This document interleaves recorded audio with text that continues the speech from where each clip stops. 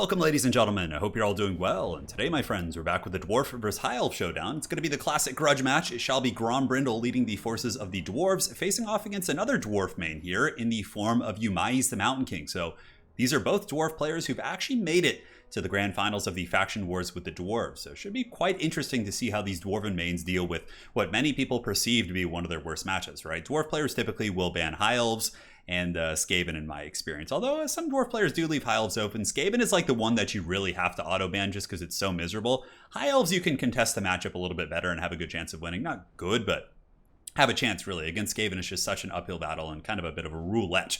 Now for the forces of the Dwarves here, it's going to be Longbeard Great Weapons backed up by Ironbreakers.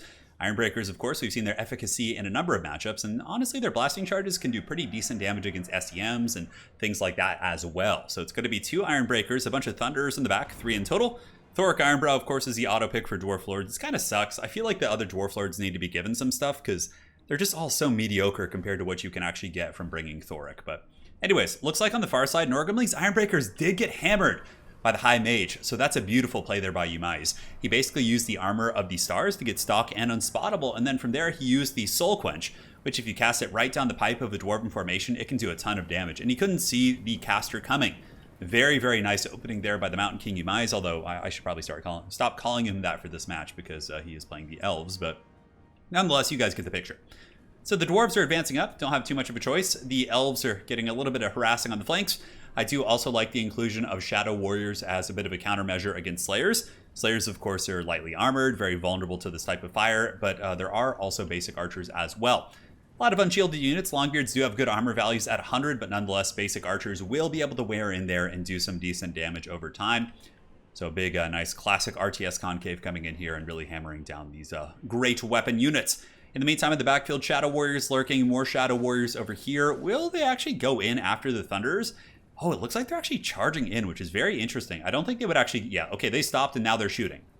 I was going to say, I thought we were going to see like a Last Samurai moment, but I mean, they got to be careful. If the Shadow Warriors were to get them in melee, Shadow Warriors are quite strong in melee. However, their armor is low. Thunderers might be able to endure it, but for the most part, just the treacherous Elven tactics being used so far, encircling the Dwarven army. Soul Quench is going down from the Archmage while the basic archers shoot into the Dwarven formation. Grombrindle, that's a little bit of a tongue twister to say that one fast, but Grombrindle is in a little bit of a tough situation as the Elves are getting quite a bit of value, and several of these gun units will be left to their devices. So we'll do a little bit of fast forwarding as the Dwarven army does move through the sand. You can see one unit in the backfield. Man, Umais is just totally vulturing this army right now. These Thunderers here just get hammered, and the other Thunderers as well going to be going down with the Elven encircle.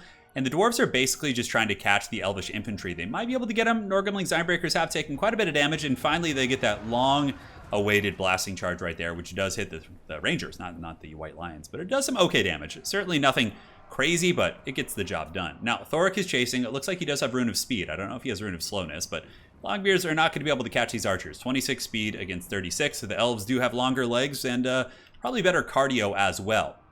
Now in the backfield, the Elves are harassing once again. White Lions of Crace looking to move in to sustain combat versus the Longbeards. Rune of Speed going to be going down, and the blasting charges do saturate in and do some okay damage against the White Lions of Crace. We'll be taking some casualties, nothing devastating, but they will be losing about 3, 4, 5 models, and also will be losing about 40% HP. Archers encircling, and the Dwarven army still really falling victim to that. You can see some routing Thunderers here are shattered and broken.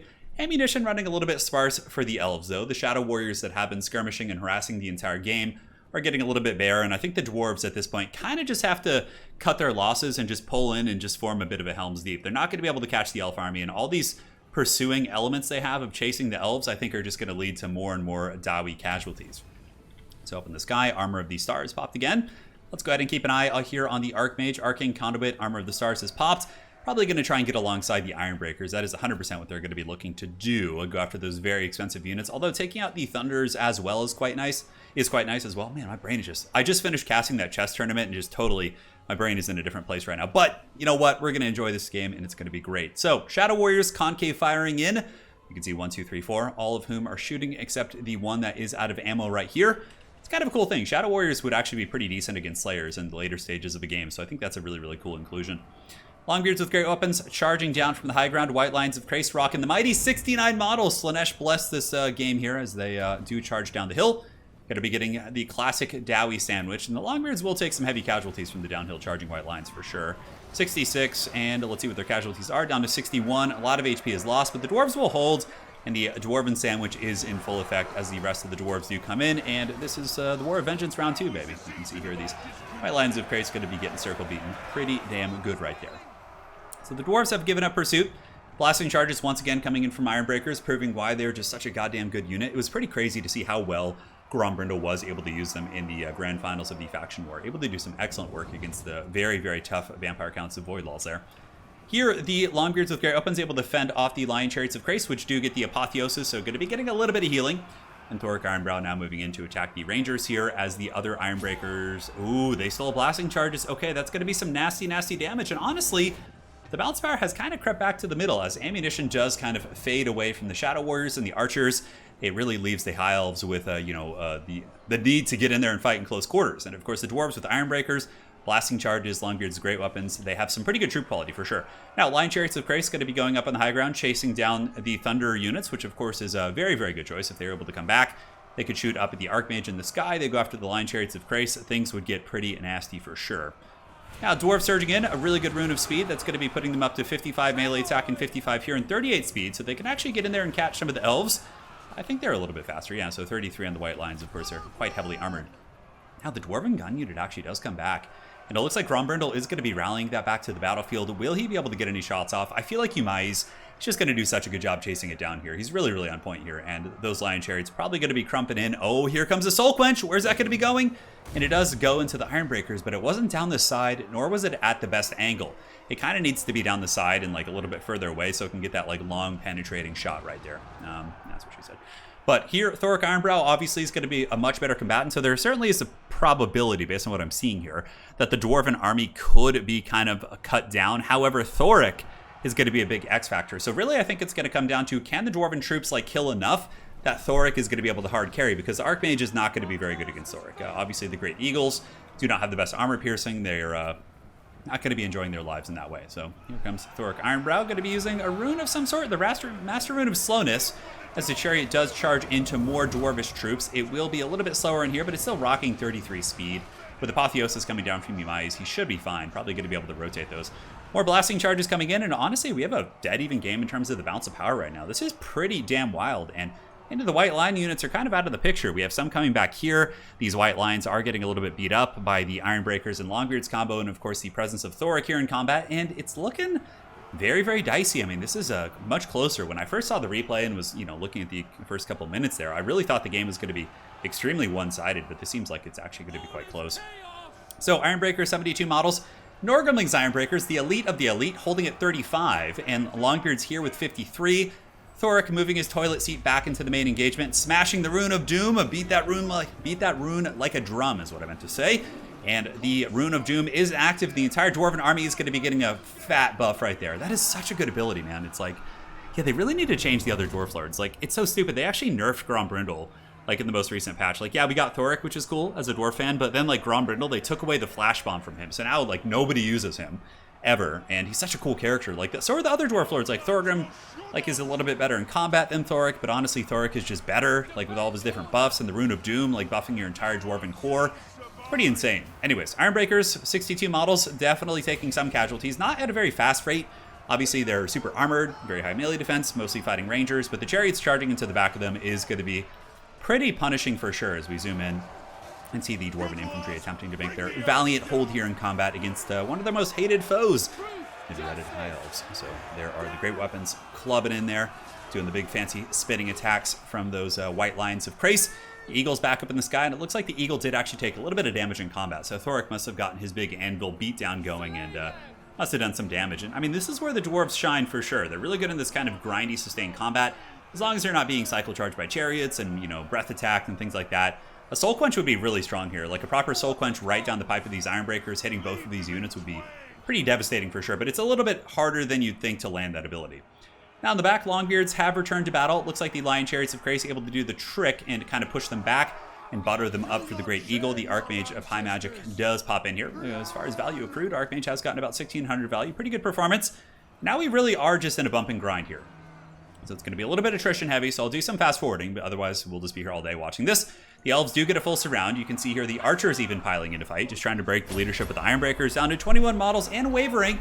And -5, 9 leadership, -5, 9 leadership, just going back and forth. The Rune of Doom is active once again, giving fear to the Dwarves also, which is pretty hilarious. Actually can affect the breaking of like Archers and lower tier units. And the Dwarves are just grinding. This is just a sludge match right here. Look at this shaking on these guys. These guys have 35. Thoric is very healthy. 46 Ironbreakers here. I guess this is what happens when you just put Ironbreakers back to back with like a Rune Lord buffing them. They're just not going to buckle, not going to break. And certainly don't want to disappoint their ancestors. Yeah, I feel like Ironbreakers, they don't have immune psychology, which I've always found to be very strange. Do they? I think that's coming from Thoric. Yeah, it's coming from the Rune of Hearth and Home. But Ironbreakers are like the most elite Dwarven infantry in lore, right? They fight in tunnels against like the most horrifying Skaven shit you can imagine. They're just like these gnarly, grungy tunnel fighters. Like, you'd think they would be the ones who would be immune to psychology. Whereas like the Longbeards are veterans of many wars, but you know, I feel like the Ironbreakers, I don't know, maybe some of you Dwarf fans can kind of explain to me, but I feel like Ironbreakers should be the more elite and immune to psychology variant. It's kind of ridiculous. Like, you think they would definitely hold in the scariest of circumstances. But here we have 36 Ironbreakers and Thoric just going at it. And the Elves are getting constant breaks and rallying forces back. The White Lion Chariots are going to be quite obnoxious for the Dwarves to deal with. Granted, Thoric can for sure 1-2 punch them. Like, if he lands contact on the Lion Chariots a couple times, he'll be able to kill a model. Now the Ironbreakers are broken. All we have left is Thoric Ironbrow. So we'll do some fast forwarding. It's just going to be a classic grind. Will Thoric be able to solo this entire Elven army? I would be really shocked. But I mean, Rune of Doom is active. A lot of the Elves are actually breaking off. Oh my god, this is just insanity, man. He does get a blow on the Eagle when the Eagle comes back in. Chariot cycle charging, Eagle cycle charging back in. And it gets back right there. More hammering blows coming into this army. Chariots once again. Narnia all up in here. And he actually gets the Eagle Lord. Oh my god, Rune of Slowness must have led to some damage being taken. And now if he can finish off, I mean, the Elves barely have anything, just the Chariot cycle charging. Holy shit, Thoric is Super Saiyan! He's able to break these forces, and it looks like the Elves are going to be scattering to the winds. Archers piling in, Chariots hammering into the back. They do, of course, have good armor and piercing. More Archers piling into fight. Thoric taking 1 damage at a time. Toilet seating after those guys right there, hunting down the Chariots. And it looks like Thoric Ironbrow is going to pull this one out. The Dwarven tenacity is too much for the Elves to handle. Oh my god, Thoric is so good! Like, why would you bring other Dwarf Lords? Look at this. He's just going all ham. He's got those runes. He's got the Rune of Doom. Just so solid. And he looks like he's going to break the Chariot. Oh my god, that was ludicrous. I'm so curious how much value we got. I mean, that Elven army was in shambles. Thoric got 3,700 value. What a beast. Ironbreakers 1,500, 1,400, and 1,200 respectively. Very, very good performances. And Yumai's had such a clean early game, but a lot of his army was tied up in these ranged troops, right? Which, you know, probably weren't super crazy. I mean, they all paid for themselves, right? Even the Shadow Warriors did. Yeah, I mean, more or less. Man, what a crazy game. I can't believe that he was able to pull that out. So well played to Grombrindle, a true champion of the ancestors, and also to Yumai's. It was a really, really fun match, and hopefully you guys enjoyed that one.